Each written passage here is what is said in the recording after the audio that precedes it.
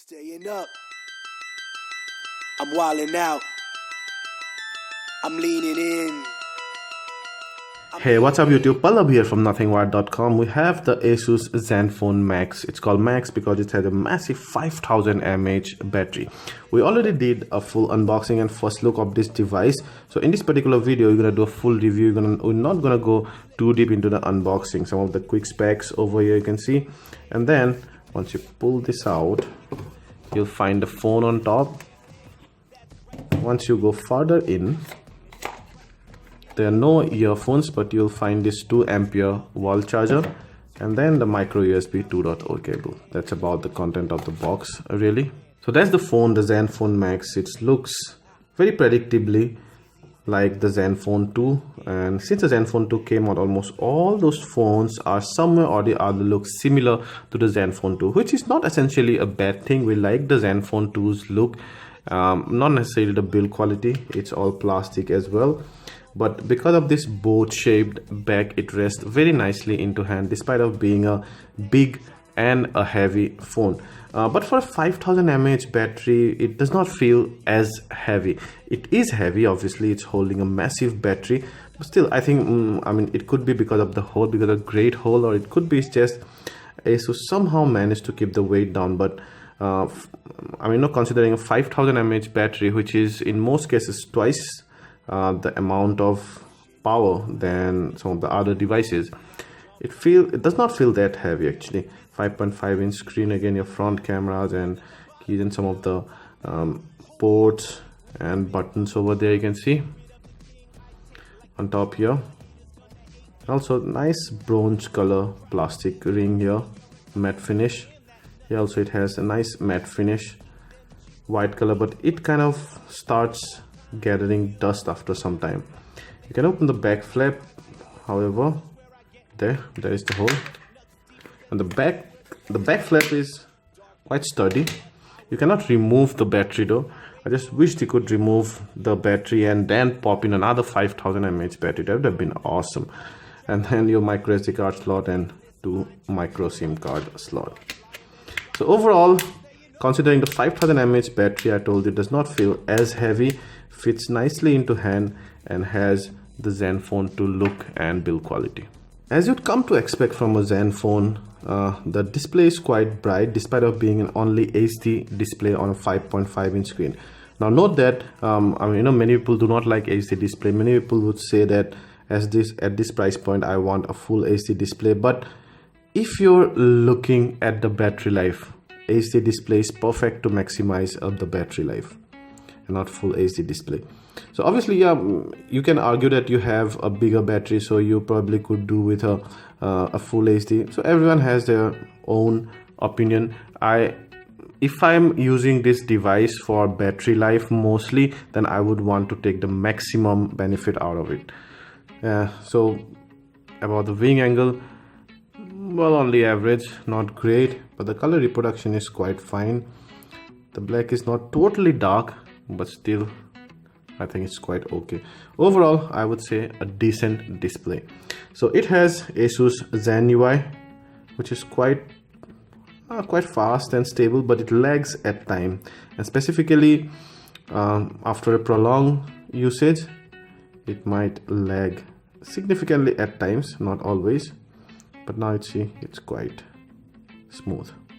So the Zenfone Max is powered by Android 5.0.2 Lollipop, and it has the Zen UI on top, which is quite smooth, fluidic and stable for most of the time, but it lags at times when you heavy usage the phone.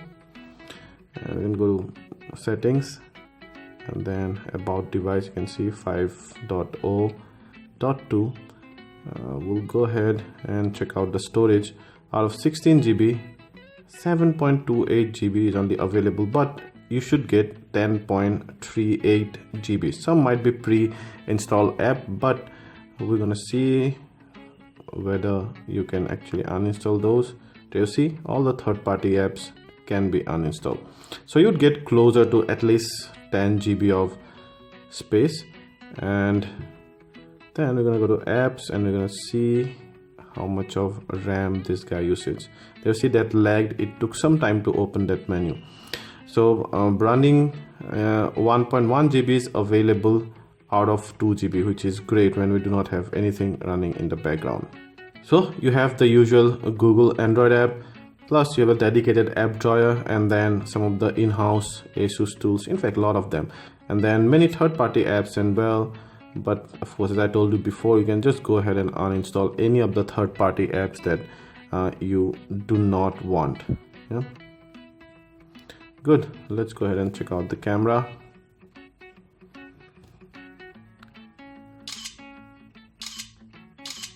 Not bad, and it's in auto mode. Although it's written M, it's written M because you can tap it and then go to the manual mode where you can, you know, customize some of these options. It gets confusing at times, really. This is the settings, and then this one is the front camera, which is, well, decent.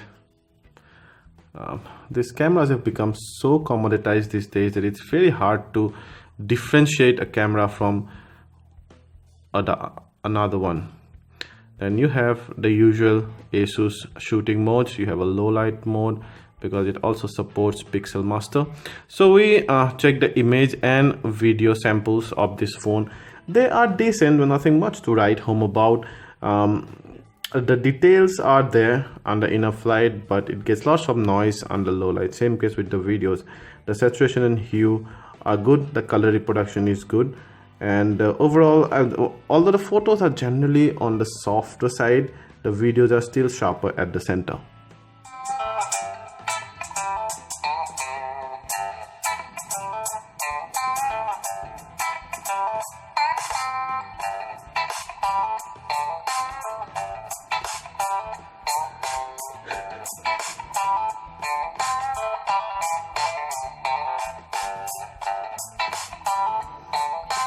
We've always liked Asus speaker output, and even this one is no different. This one is also quite good.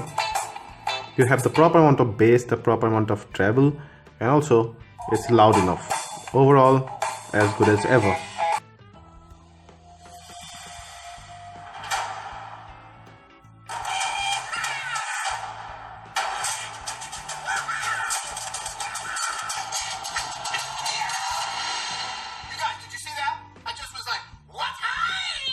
Well, the surround sound is good here, but the loudness kind of decreased.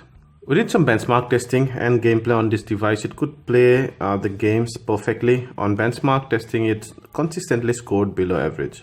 So then guys, do you want the Asus Zenfone Max now? Talking about the pros, first of all, if you like the Zenfone 2's build quality and the looks, this is almost the same. Plus the 5000 mAh battery actually lasted us, I think, just over 14 hours. I think 14 and a half hours. That's massive, and that's incredible. So if you want a long battery life but do not want your phone to be very heavy or as heavy, then this one is perfect. Apart from that, it has all the genes of the Zenfone 2, but not the highest quality one, not the 4 GB one, but still the camera is decent, the sound is good, and overall the user interface, and you get lots of tools here so that you do not have to download many third-party apps. On the con side, obviously it's heavy because it had to accommodate a bigger battery, plus well, after all, it's an HD screen, so probably a lot of people would skiffle at that, and then it lags a tad bit, and that's something about the Zen UI. I've experienced that after prolonged usage it starts to lag just a tad bit. I mean, maybe you can try rooting it, or maybe you can try disabling some of the in-house apps, and that I think it's mainly got to do with lots of in-house tools that keep running in the background. But apart from that, for most cases, if I want a long battery life phone, I think I would choose this over some of the other brands. If you like this video, please hit the like button, ask anything related to this, and we'll try to answer them all. And please subscribe to our channel and share this video to share the love. Thank you.